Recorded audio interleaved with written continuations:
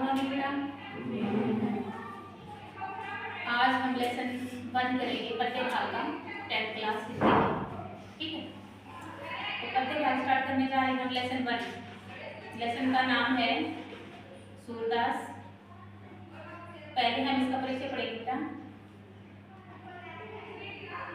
हिंदी में रचित कृष्ण काव्य की श्रेष्ठता का मुख्य श्रेय महात्मा सूरदास को जाता है। वे साहित्यकार वेदव्यास सूर्य ही थे जिन्होंने भक्ति काव्य और संगीत को त्रिवेणी बहाकर भक्तों, संगीतकारों और साधारण जनों के मन को रसित कर दिया था। सूरदास का जन्म सन 1478 ईस्वी की वैशाख पंचमी को हरियाणा राज्य के वल्लभगढ़ के निकट सीही नामक गांव में हुआ था। यह एक मान्यता के अनुसार इनका जन्म मथुरा के निकट उन्नतया रेणुका क्षेत्र में हुआ था। वे शाश्वत ब्राह्मण थे। इनके अतिरिक्त उनकी पारिवारिक स्थिति का और कुछ ज्ञान नहीं है। सूरदास नेत्रहीन थे, पर अब तक एक निश्चित नहीं हो पाया कि वे जन्मांत अंधे थे यानी या वो बाद में अंधे हुए थे। 84 वैष्णव की वार्ता के अनुसार वे सन्यासी वेश में मथुरा के निकट गौघाट पर रहा करते थे।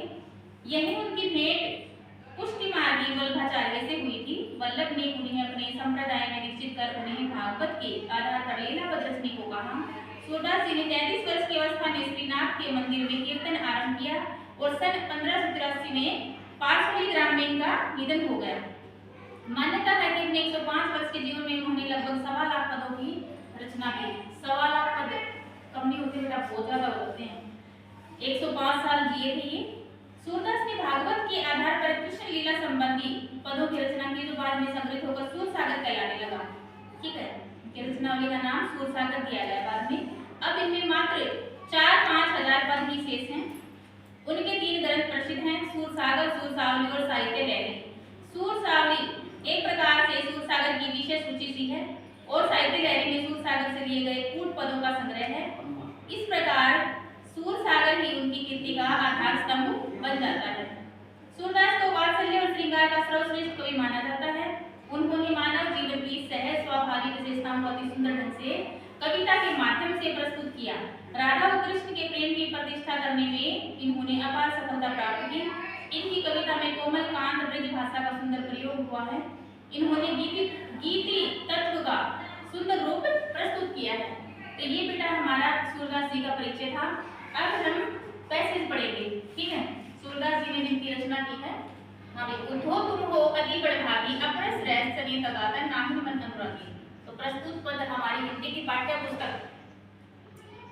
अब वसंत को तो पीछे तुम छोड़ा है 8वीं तक। ठीक है, तो इसमें वसंत नहीं कहना, ये क्षितिज भाग है। ठीक है, क्षितिज भाग नंबर 2। ठीक है, 1 कौन सी है? 9 की है और 2 है बेटा 10 की। तो बच्चे नए आए हैं जो 9 वाले वो ध्यान से सुनना। ठीक है, प्रस्तुत पद हमारी हिंदी पाठ्य पुस्तक सूरदास द्वारा रचित सूरसागर से संकलित भ्रमर गीत प्रसंग से लिया गया है। ठीक है, इसे हमारी पाठ्य पुस्तक क्षितिज भाग नंबर 2 में संकलित किया गया है। गोपियां सगुण प्रेम पद के प्रति अपनी निष्ठा प्रकट करती हुई कहती हैं और मानती हैं कि वे किसी भी प्रकार से श्री कृष्ण को के प्रेम से दूर नहीं कर सकती, यानी अपने आप को भगवान कृष्ण से अलग नहीं कर सकती। ठीक है, इस प्रसंग में बस यही बताया गया है। ठीक है, उद्धव तुम होती बड़भागी। अब गोपियां उद्धव की प्रेमहीनता पर व्यंग्य करती हुई कहती हैं कि हे उद्धव, तुम सचमुच में बहुत ही भाग्यशाली हो क्योंकि तुम प्रेम के बंधन से पूरी तरह से मुक्त हो। ठीक है, यानी पूरी तरह से अनासक्त हो। ठीक है, यानी तुम्हारा मन जो है वो किसी में नहीं डूबता है। ठीक है, अपने श्रेष्ठ सने तगादा नाहि मन अनुरागी। अर्थात हे उद्धव, इस दुनिया में तुम्हारे जैसा कोई दुर्भाग्यशाली नहीं होगा जो श्री कृष्ण के इतने समीप रहकर भी ठीक है उनसे मन नहीं लगा पाया आज तक। ठीक है, प्रेमी पात्र है जल भीतर तारस देह में दागी। अब श्री कृष्ण यानी तुम श्री कृष्ण के निकट रहकर भी उनके प्रेम बंधन से पूरी तरह से मुक्त हो। ठीक है, जैसे कमल का पत्ता सदा पानी में तैरता है फिर भी उस पर जल की एक बूंद भी नहीं लग पाती है। ठीक है, जैसे तेल की मटकी पर हम पानी डालेंगे तो पानी चिपकेगा ही नहीं। ठीक है, सारा पानी नीचे। तो उसी प्रकार जैसे जल के भीतर कमल का पत्ता तैरता है, ठीक है, उस पर एक बूंद भी नहीं ठहरती, उसी प्रकार तुम्हारे ऊपर भी श्री कृष्ण का कोई असर नहीं हो रहा। ठीक है, जितने भी तुम भगवान श्री कृष्ण के निकट जा रहे हो उतने तुम प्रेम के बंधन से मुक्त हो। ठीक है, प्रीति नदी में पाँव न बोली हो दृष्टि रूप परागी। तुमने आज तक कभी भी प्रेम रूपी नदी में अपना पैर नहीं डुबोया है। और तुम्हारी दृष्टि जो है किसी के रूप को देखकर भी उसमें कभी नहीं उलझती। ठीक है। सूरदास अगला हम भोरी कुल चाटी जो पाली मौसम बड़ा है सूरदास अगला हम भोरी कुल चाटी जो पाली पर हम तो भोली भाली लाई हैं जो अपने प्रियतम श्री कृष्ण की रूप माधुरी के प्रेम में उस प्रकार से उलझ गई है जैसे चींटी गुड़ पर आसक्त हो जाती है यानी उस पर चिपट जाती है। ठीक है। वो छूट नहीं पाती, अपने प्राण ही त्याग देती है। तो उसी प्रकार हमारा प्रेम है, हम अपने प्राण ही त्याग सकती हैं लेकिन भगवान श्री कृष्ण को नहीं छोड़ सकते। तो इस पहले में बेटा ये बताया गया है, समझ आया इतना?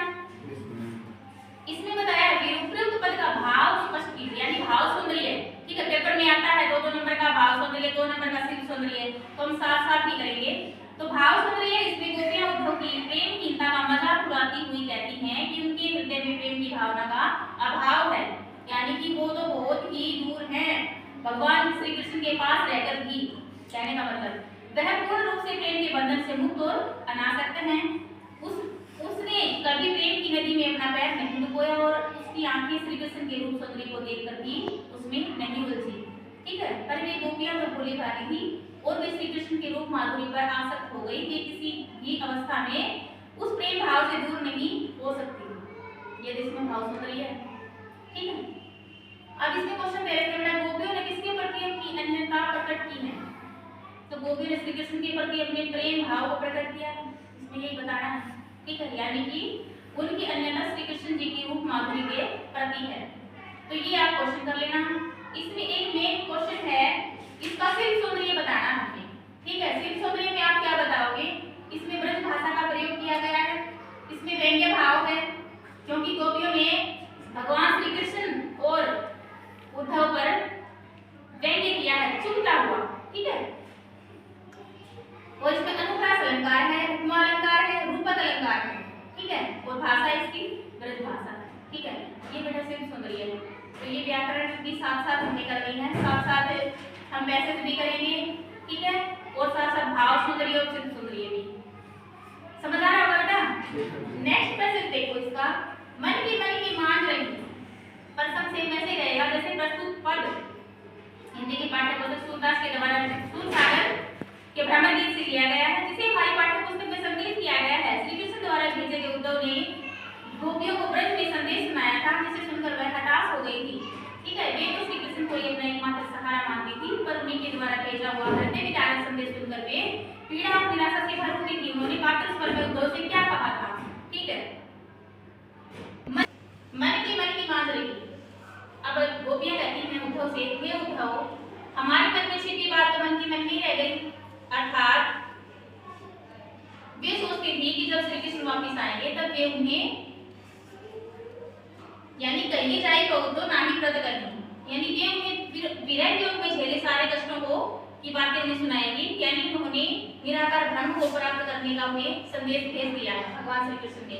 अवधि धारा सामने की तन्मन दिखा सही। अब उनके द्वारा त्याग दिए जाने पर हम अपनी ऐसा ये जो पीड़ा है उसको किसको जाकर सुनाई? अब जो यह और अधिक हमसे कहीं भी नहीं जाती, यानी अब तक हम उनके वापस लौटने की अवधि के सहारे अपने तन और मन से इस विरह पीड़ा को सहती आ रही थी कि वो कभी तो आएंगे। ठीक है। लेकिन उन्होंने तो आपके हाथ योग संदेश ही भेज दिया है। ठीक है। अब इस योग संदेश की सुने की विरह करनी। अब तो इन योग के संदेशों को सुनकर हम विरहनियां वियोग में जलने लगी हैं। ठीक है।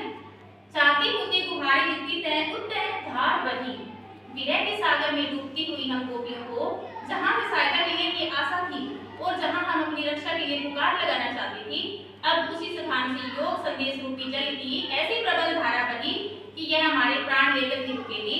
अर्थात श्री कृष्ण ने हमें बुलाकर योग साधना करने का संदेश भेजकर हमारे प्राण ले लेने का कार्य किया है।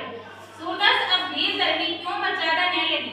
हे उद्धव, तुम ही बताओ कि अब हम कैसे धैर्य को धारण करें? जिन श्री कृष्ण के लिए हमने अपनी अन्य सभी मर्यादाओं को त्याग दिया था, अब उन्हीं श्री कृष्ण के द्वारा हमें त्याग देने से हमारी संपूर्ण मर्यादा नष्ट हो गई। तो ये गोपियों ने उद्धव से कहा। तो समझ आया होगा बेटा? उपयुक्त पद का भाव।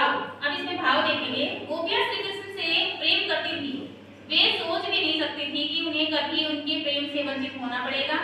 उद्धव के द्वारा उन्हें दिए जाने वाले निर्गुण भक्ति के ज्ञान ने उन्हें धैर्य को पूरी तरह से उनका धैर्य जो है नष्ट कर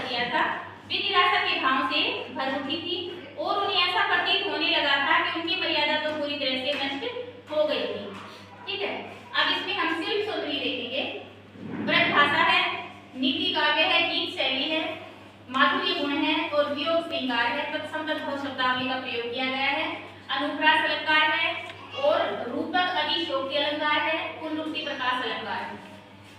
ये इसका शिल्प सौंदर्य है बेटा, समझ आया सभी को?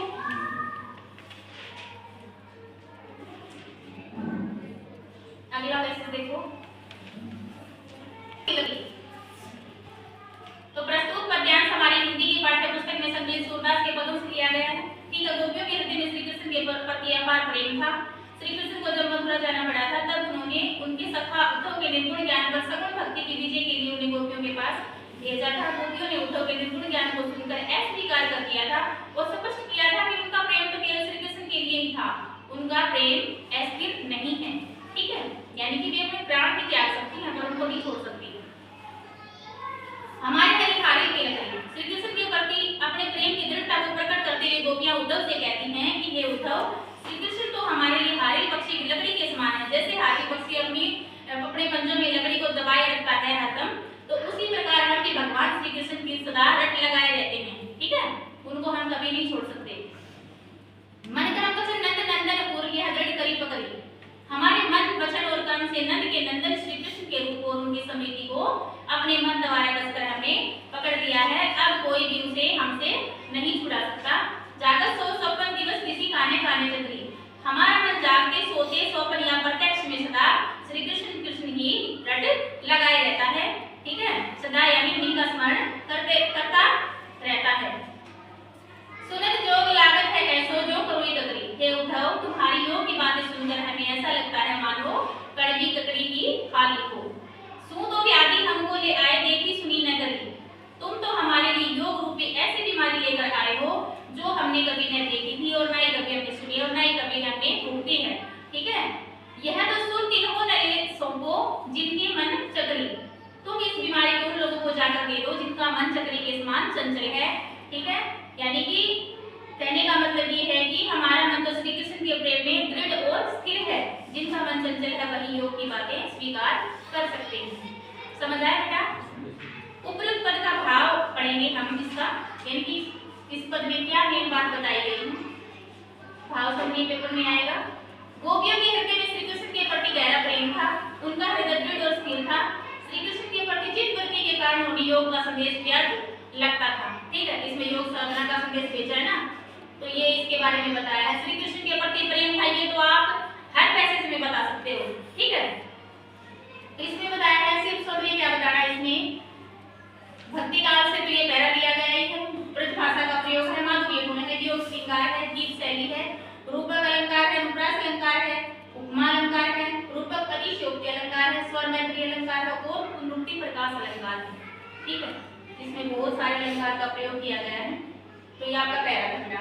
हम नेक्स्ट पैसेज पढ़ेंगे 4। हरि है राजनीति पढ़ आए।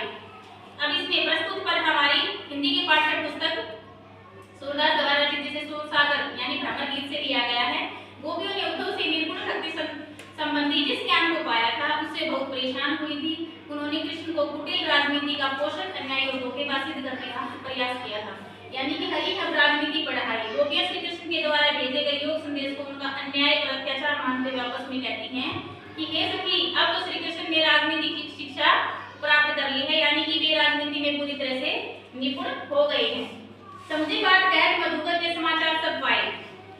यह भंवरा हमसे जो बात, मधुकर का मतलब मधुप या मधुकर भंवरा होता है, यानी कि यह भंवरा हमसे जो बात कह रहा है क्या तुम्हें समझ आई? क्या तुम्हें कुछ समाचार उससे प्राप्त हुआ? एक अति चतुर होते पहले भी अब गुरु ग्रंथ पढ़ाए। एक तो श्री कृष्ण पहले बहुत चतुर और चालाक थे और अब तो उनके गुरु ने उन्हें ग्रंथ भी पढ़ा दिए। ठीक है, बड़ी बुद्धि जानी जो उनकी जो संदेश पढ़ाए, उनकी बुद्धि कितनी विशाल है इसका अनुमान इसी बात से मिल गया है कि वे युवतियों के लिए योग साधना का संदेश भेज रही हैं। अर्थात यह सिद्ध हो गया है कि वे बुद्धिमान नहीं हैं, क्योंकि कोई भी युवतियों के लिए योग साधना का संदेश उचित नहीं मान सकता। उद्धव बोले लोग आगे के परहित डोलत धाये। हे उद्धव, पुराने जमाने के लोग सज्जन लोग दूसरों का भला करने के लिए इधर-उधर भागते फिरते थे, पर आजकल के सज्जन तो दूसरों को सुख दुख देने और सताने के लिए यहाँ तक दौड़े चले आए हैं, यानी कि योग साधना का संदेश भेजने लगे हैं। अब अपने मन फेर पाइए चलत जो होते चुराए। हम तो केवल इतना ही चाहते हैं कि हमारा मन मिल जाए, जिसे श्री कृष्ण यहाँ से जाते समय जो श्राप चुरा कर ले गए थे। और पर उनसे ऐसे न्यायपूर्ण काम की आशा कैसे की जा सकती है? तय क्यों अनीति करे आपुन जे और अनीति छुड़ाए। वे तो दूसरों के द्वारा अपनाई जाने वाली रीतियों को छुड़ाने का प्रयत्न करते रहते हैं। राजधर्म तो यह सुर जो प्रजा ने जाई सताई। सच्चा राजधर्म तो यह है कि जो प्रजाजनों को कभी न सताया जाए। यानी कहने का मतलब है कि श्री कृष्ण अपने स्वार्थ के लिए हमारे सारे सुख चैन को छीन कर हमें दुखी करने की कोशिश कर रहे हैं। ऐसा गोपियां उद्धव से कह रही हैं। तो ये आपको पहला समझ में आया होगा बेटा।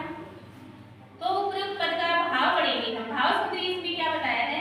गोपियां श्री कृष्ण को राजनीति शास्त्र में शिक्षा प्राप्त सवाल के धोखेबाज सिद्ध करना चाहती थी, जो मथुरा जाते समय उनके मन को चुराकर अपने साथ ले गए थे और अब उनके प्रेम भाव को लेकर बदले में योग साधना का पाठ पढ़ाना चाहते थे। वे उन्हें राजधर्म की शिक्षा देना चाहती थी। इसमें बताया है शिव सौंदर्य, सभी ने इसमें बड़ी भाषा का प्रयोग किया है, वो तो सहजता से ही कर रखा है। तत्सम और शब्दावली का शब्दावली का प्रयोग किया गया है। नीति काव्य मार्गीय गुण है, अनुप्रास अलंकार है और वक्र उक्ति अलंकार का प्रयोग किया गया है। और कृष्ण और उद्धव पर इसमें चुभता हुआ व्यंग्य किया गया है। ठीक है बेटा, ये आपका शिव सौंदर्य था और आपके पैसेज थे, यानी पद्य भाग के इसमें 4 ही पैसेज में लेसन 1 में सूरदास वाले में। तो आशा है कि सभी बच्चों को समझ में आए होंगे। समझ आया बेटा सभी को? तो ये पैसेज आपको लिखने भी हैं और याद भी करने हैं। ठीक है, इंपॉर्टेंट है, स्टार्टिंग से ही पढ़ना शुरू कर दो, नया सेशन आपका स्टार्ट हो गया है। ठीक है बेटा।